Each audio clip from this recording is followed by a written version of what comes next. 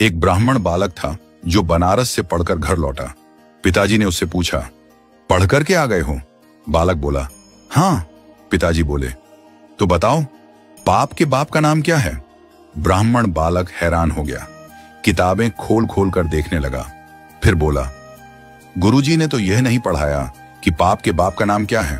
पिताजी ने कहा, तो जाओ अपने गुरु से पूछ कर आओ या स्वयं ढूंढ कर आओ, और जब तक तुम्हें पाप के बाप का उत्तर न मिल जाए घर मत आना।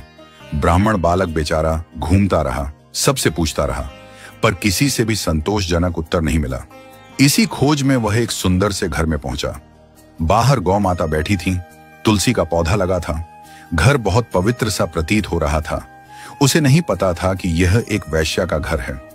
उसने सोचा, थोड़ा अन्न जल ग्रहण कर लूं, फिर यात्रा आगे बढ़ाऊंगा। भीतर गया, बैठा। वैश्या ने जल पिलाया। जल पीने के बाद बालक ने पूछा, देवी, आप कोई वैष्णव भक्त हैं? आपका नाम क्या है? वैश्या ने हंसते हुए कहा, नहीं, मैं कोई वैष्णव नहीं हूं, मैं इस नगर की एक वैश्या हूं।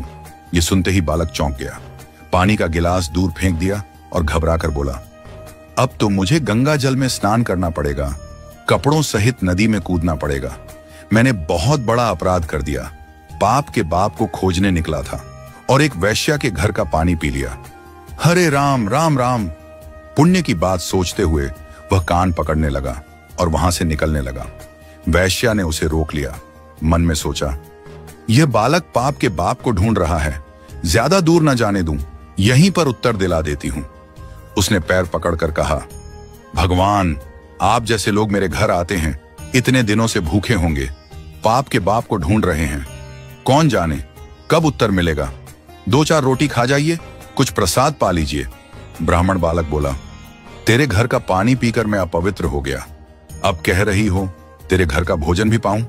वैश्या बोली, महाराज, मैं आपको दक्षिणा में 5 सोने की मोहर दूंगी, अगर आप मेरे यहाँ का प्रसाद पा लें तो। बालक सोचने लगा, पाप तो हो ही गया है, जनेऊ तो बदलना है, नदी में स्नान तो करना है, प्रायश्चित करना ही है, तो क्यों ना कुछ दक्षिणा भी ले लूं। 3-4 दिन तक बाहर रहूंगा, कुछ तो चाहिए ही। वैश्या ने रोटी बनाकर थाली में रख दी।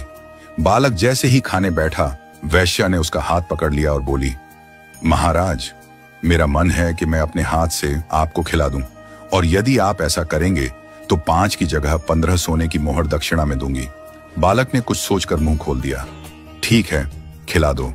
वैश्या ने कौर हाथ में लिया और जैसे ही भोजन देने लगी बोली, महाराज, एक बात याद रखना, पिताजी को जाकर कह दीजिएगा, पाप के बाप का नाम लोभ है।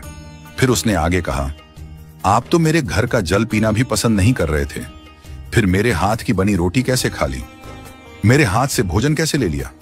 बालक बोला, श्रद्धा। वैश्या बोली, नहीं महाराज, झूठ मत बोलिए, यह सब आपने दक्षिणा के लोभ में किया। पाप के बाप का नाम लोभ है, जितना प्राप्त हो उससे अधिक की कामना, यही लोभ है।